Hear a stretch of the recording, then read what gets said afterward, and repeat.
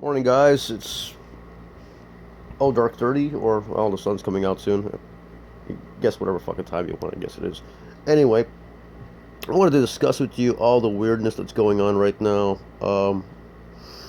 Give you an example. Right now, Florida is reporting that there's 11 cases of Zika virus infection happening every day in Florida. Now, these are 11 people that didn't get it here in the United States. They're citizens. And they somehow left international airspace, or they traveled through landmass. I know they didn't fucking swim across the fucking from Europe. That would be pretty fucking impressive. So anyway, they landed in Florida, of all people, of all places. And my question is, why do people with um, with controlled transmittable diseases like Ebola come to the South, where where the disease thrives in heat and is spread a lot easier? Is that like a weird paranormal fact? Is that like a government thing? What do you consider that? I consider it the powers that be want to kill us. I mean, you can say, hey, no, this guy is fucking crazy, and that's not the case. Yes, they want to kill you.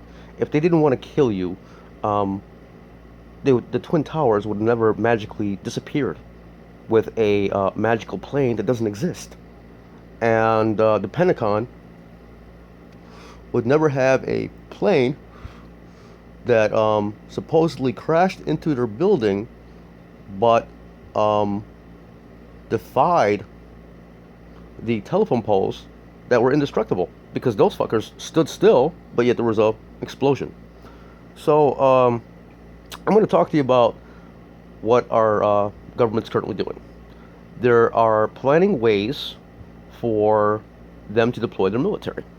For them to deploy their military, they have to have some kind of natural disaster, or a threat from another country, or invasion of some kind to thwart us. To where we're going, oh my god, we're gonna fucking die. Right? And then when we do that, and we go, please help us, Mr. President, please help us. And when we do shit like that, then they can say, all right, unleash the troops, unleash the flock, kill them all, ha ha ha ha ha ha. But of course, they're not gonna do that right away, because they're not fucking stupid. There's a shitload of people in this country who are armed to the fucking teeth, and they've been prepping for the last 10 years. Because they knew something bad was going to happen. Those people were smart enough not to get on YouTube. They were smart enough not to. So I'm not that fucking intelligent. I'll tell you right there, right now. They were smart enough, or they cared enough about their families and their communities to just say, I'm going to keep mum's the word and take care of me and nobody else. Well, I'm not that smart, guys. I never was. I give a shit about the place, Earth, that I live in. I care about the fact that the people I trusted and I worked for at one time made treaties with aliens. Now, I'm not talking about Mexicans from across the border that, hid in the back of a fucking truck and came over here. I'm not talking about those guys. Those are immigrants. And if you didn't know anything of how America was built or founded, it was founded on the backs of immigrants. I am an immigrant, but I am a naturalized citizen who fought for this country. Well, actually what happened is, I thought I was fighting for this country. What I was fighting for was global capitalism to have more money in their pockets. So those elite bastards brainwashed me and other people like me into believing that we were fighting for America. We weren't fighting for fucking America. We were fighting for oil. When you have to fight for the American petrodollar, and you think you're fighting for the citizens back home, the family you left behind, the friends that you love and care about, you're no longer upholding freedom. You're no longer upholding justice.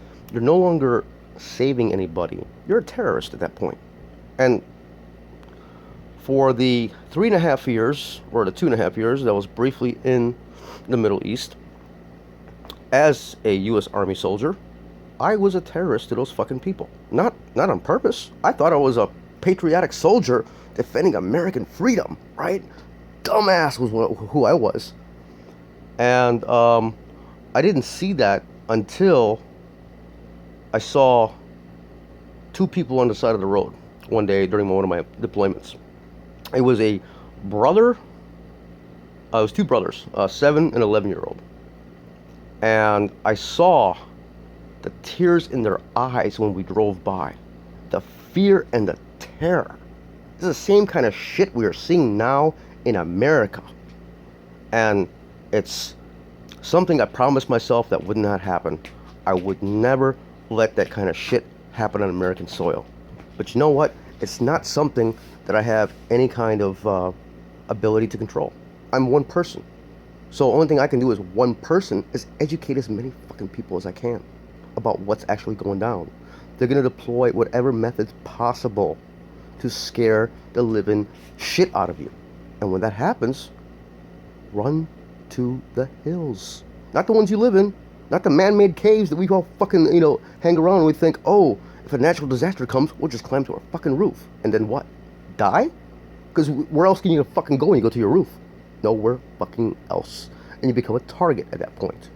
So, do yourself a favor. Help yourself by not dying. Educate yourself. There's a fucking internet. If you have a computer nowadays, go online. You don't have to go to Google. Go to YouTube. Go to Yahoo. Go to AOL. Go to any fucking search engine or artificial intelligence that they have out there. Let it fucking teach you shit. Or let you teach yourself. And if that still bothers you because of the Mandela effect, the Berenstain Bears versus the Berenstain Bears, then by all means, please read up on the Mandela effect. Understand that they have a fucking time machine. They can go back in time anytime they fucking want to and change shit.